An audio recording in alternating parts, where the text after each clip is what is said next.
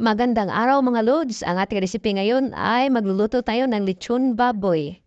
First step mga lodi, ito na pinapakita natin mga lodi. Ito ang hiniwa natin yung unahang paa ng baboy at saka punta tayo sa likod ng paa ng baboy para madaling itali. Diyan ang proseso. Ang unang proseso yan mga lodi. Alam nyo ba na ang lechon mga lods ay nagumpisa sa Cebu?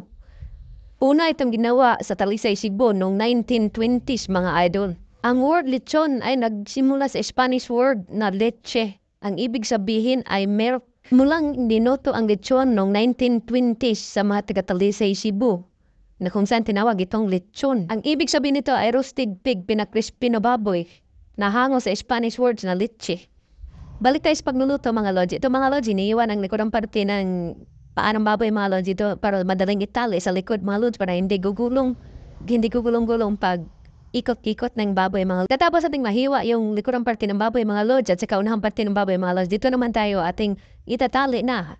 Iwaan natin yung ribs ng gitna ng ribs ng baboy mga lods at doon natin itali yung backbone ng baboy mga lods para hindi gugulong. Ito yung kakapit sa baboy mga lods para madali siyang lechonin mga lods. Ito ang kakapit para hindi madulas pag maluto na kasi mag-oil ito mga lods. Tapos ating itali yung gitnang ribs. Itatali na naman natin sa sunod ang likurang parte ng paa ng baboy mga lods at saka unahang parte ng baboy mga lods para hindi talaga gugulong pag alurto. Una natin tinali mga lods ang likurang parte ng paa ng baboy mga lods. Tinali maigi mga lods para hindi talaga hiwalay mga lods para hindi iikot pag gumugulong na. Sunod na itali mga lods yung unahang parte ng baboy mga lods at saka pagkatapos atin taliin yung likurang parte ng paa ng baboy mga lods at ang unahang parte ng baboy mga lods.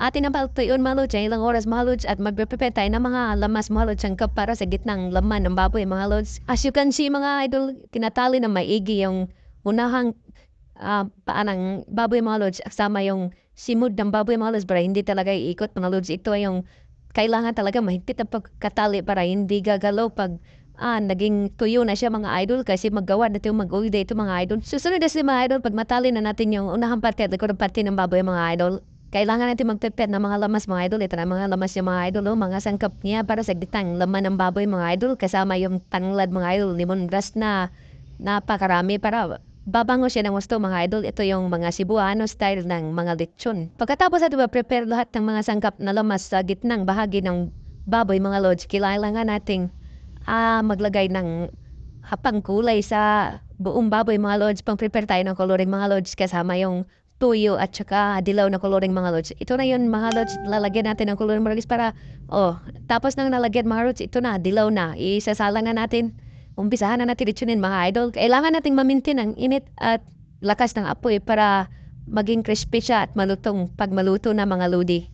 Balik tayo sa kalaman mga lodi about sa lechon mga lodi.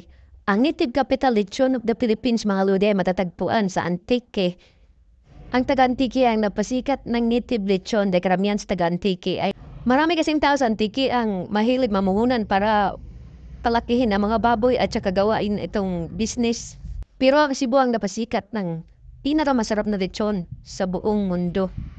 Pero alam nyo ba na hindi lang sa Cebu ang gumagawa ng lechon sa Pilipinas? Meron din lechong Luzon, lechong Tagalog na ginagawa. Sa Quezon, meron din silang lechon festival.